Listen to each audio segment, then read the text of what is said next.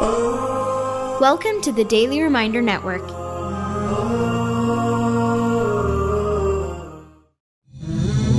Sunnah Revival by Sheikh Muiz Bukhary. Sunan relating to sexual intimacy. Assalamu alaikum wa rahmatullahi wa barakatuh. My dear brothers and sisters in Islam, this is Muiz Bukhary recording for the Daily Reminder Network. Inshallah, this episode and the following one will be about marital intimacy according to the teachings of the Prophet Muhammad sallallahu alaihi wasallam. But before we delve into the content, I would like to warn the viewers that explicit content in regard to intimacy is about to be discussed, and parents should make sure that children who are not in the age group to be exposed to such content not view this video. For if not, there will be a lot of awkward questions, I presume, that may need answering. Having said that, I feel that it is of utmost importance that we adults learn about intimacy in the light of Islam, as it is something that many shy away from, thinking of it to be a taboo topic, resulting in them being ignorant or becoming ignorant of many issues taught to us by the Prophet ﷺ himself regarding intimacy. Sexual intimacy between spouses is allowed and highly encouraged in Islam. It is another great favor indeed from our Maker, Allah Azza wa Jal, that He has not set a blame upon those who lawfully release their desires. But as believers, even at the peak of passion and desire, we must not become blinded by lust and forget our Creator. We must indulge in intimacy with many noble intentions and goals ahead, such as having a sincere intention of indulging in intimacy with one's spouse as an act of obedience to our Creator, seeking His pleasure by following the teachings of His beloved Prophet Muhammad sallallahu alaihi wasallam, as well as to reproduce children and to increase the number of the Muslims, and finally to protect oneself as well as one's spouse from falling into that which is haram, into that which is forbidden. May Allah Azza wa Jal protect us all. Moving on, let's discuss a few sunan and etiquettes regarding marital intimacy. To start off, the two spouses should go into a private room and close the doors and curtains to make sure that no one, not even a small child, will be able to watch them. For covering one's private parts in front of anyone other than one's own spouse is an important obligation in Islam. Next in line is that the two spouses should adorn and beautify themselves for one another.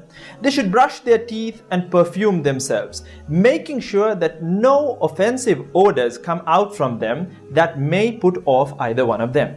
Ibn Abbas radiyallahu anhuma is reported to have said that I like to beautify myself for my wife as much as I like her to beautify herself for me.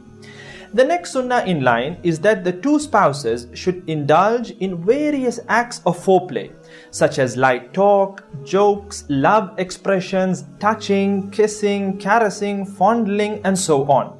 The man should not rush into intercourse like a bull in a china shop. He should be kind and gentle with his spouse. Imam Ibn al-Qayyim rahimahullah states in his famous book Tibbun Nabawi that the Prophet sallallahu alaihi wasallam forbade anyone from engaging in sexual intercourse before foreplay. Ibn Qudama rahimahullah is also reported to have said, it is recommended for the man to caress and fondle his wife prior to intercourse in order to arouse her so that she would get as much pleasure from the intercourse as he does. And it is of utmost importance that the two spouses understand one another's body mechanisms. In other words, how their bodies work. Men get aroused very easily, but Allah Azza wa Jal has created women in a way that they take time to get aroused. A good example that experts cite is that a man is like a microwave oven. Instantly on, instantly off. But a woman is like a traditional oven. She takes time to get aroused and the heat lasts for some time as well. Moving on to the next beautiful sunnah on the list is the dua taught to us by the Prophet ﷺ before intercourse. The narration is in Bukhari and Muslim. The Prophet ﷺ is reported to have said, when one of you wants to approach his wife, if he says, Bismillah, Allahumma jannibna shaitan wa jannibi shaitana ma razaqtana. In the name of Allah, O Allah, keep the devil away from us and keep him away from what you grant us. Then the Prophet ﷺ went on to say, if it is then decreed that they get a child, the devil will never harm that child. Allahu Akbar. The next etiquette on the list is that a man should rush to fulfill his wife's desires and a woman should rush to fulfill her husband's desires. In a narration where the Prophet ﷺ was advising Abdullah ibn Amr ibn As radiyallahu an, the narration goes along the lines of these words, O Abdullah, I have been informed that you fast the days and stand the nights in prayer. Do not do that because your eyes will become tired and your body sick. So fast on some days and break your fast on others. Get up for prayer and sleep as well. For indeed your body has a right over you, your eyes have a right over you, and your wife has a right over you. And in a narration which has been recorded in Ibn Majah, the Prophet ﷺ is also reported to have said, if a man invites his wife to bed and she refuses to come, and he sleeps angry, the angels curse her until the morning or until her husband becomes pleased with her. The final important etiquette to be followed is that it is permissible to approach one's wife from any side. In the sense, a man may approach his wife from any position that they personally prefer, provided that he has intercourse with his wife only through her vagina. Our Maker has decreed that where he states in the Noble Quran, نساؤكم حرث لكم فأتوا حرثكم أنها شئتم وقدموا لأنفسكم واتقوا الله واعلموا أنكم ملاقوه وبشر المؤمنين.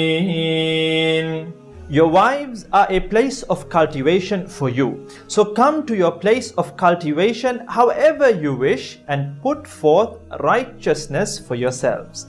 The place of cultivation in the verse indicates that it is only permissible to have intercourse with one's wife in her vagina, because this is the only way for the seeds to be cultivated and for her to conceive. As a closing note, it is important that both spouses give priority to one another to keep a healthy sexual relationship going on between them.